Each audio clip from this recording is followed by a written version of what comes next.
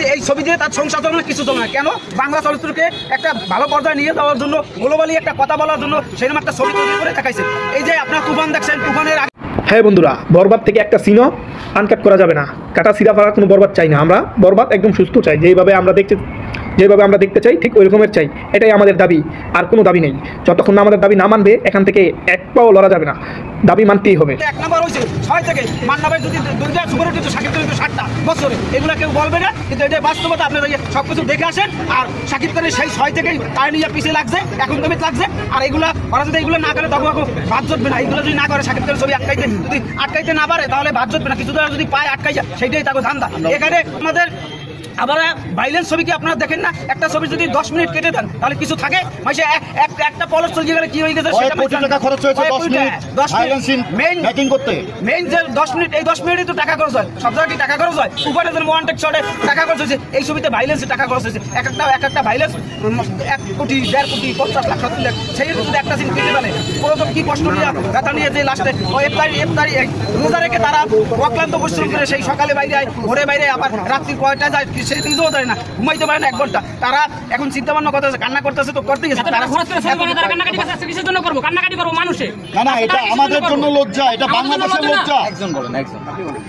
এটা আমাদের সবার লজ্জা, এটা জাতির লজ্জা, এটা বাংলাদেশের লজ্জা। যখন বিদেশি কোনো ইনভেস্টর বাংলা সিনেমার এই বেহাল অবস্থায় এসে ইনভেস্ট করতে চায়, তখন তাকে পদে পদে বাধা দিয়ে, তাকে আটকিয়ে আমরা আমাদের ভাবমূর্তি নষ্ট করছি, আমাদের চলচ্চিত্রকে ধ্বংস করছি।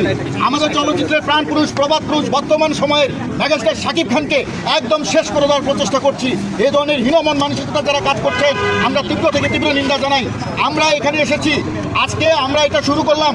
আগামীকাল, যেহেতু হঠাৎ করে আমরা প্রোগ্রাম নিয়েছি, আগামীকালকে সারা দেশ থেকে সাকিবিয়ানরা ঢাকায় উপস্থিত হবে, এই বোর্ডের সামনে উপস্থিত হবে। আমরা আনকাট সেন্সর না পাওয়া পর্যন্ত আমরণ অনশন চালিয়ে যাব। এক কথা এক দাবি, আমাদের আনকাট সেন্সর দিতে হবে, সেটা যে গ্রেডে হোক না কেন। বাংলাদেশের চলচ্চিত্রকে বাঁচানোর জন্য এই বর্তমান উপদেষ্টা মণ্ডলীদের সবার কাছে অনুরোধ করছি, একমাত্র অক্সিজেন শাকিব খান এবং তার সিনেমা মানেই হলো ফেস্টিভ্যাল। এই কোটি কোটি মানুষের হৃদয় রক্তক্ষরণ করার অধিকার আপনাদের নেই। সিনেমাটি ভালো ভালো রিলিজ দিয়ে দেন। আমরা 1 বছর অপেক্ষা করি কবে শাকিব খানের সিনেমা আসবে, আর আমরা সপরিবারে দেখবো সেটা, বন্ধু বান্ধব নিয়ে। সেই আনন্দ আমাদের আপনারা মাটির সঙ্গে মিলিয়ে দিবেন না। তো আমাদের সাথে আশা করছি যে যারা আছেন এখানে কর্মকর্তা কর্মচারী, তারা আমাদের সাথে যোগাযোগ করবেন এবং আমাদের কাজ সুস্থ করবে। যে বরবাদ মুভির কোনো ধরনের কোনো দৃশ্য কর্তন করা হবে না, এটা আমরা তাদের মুখ থেকে শুনতে চাই।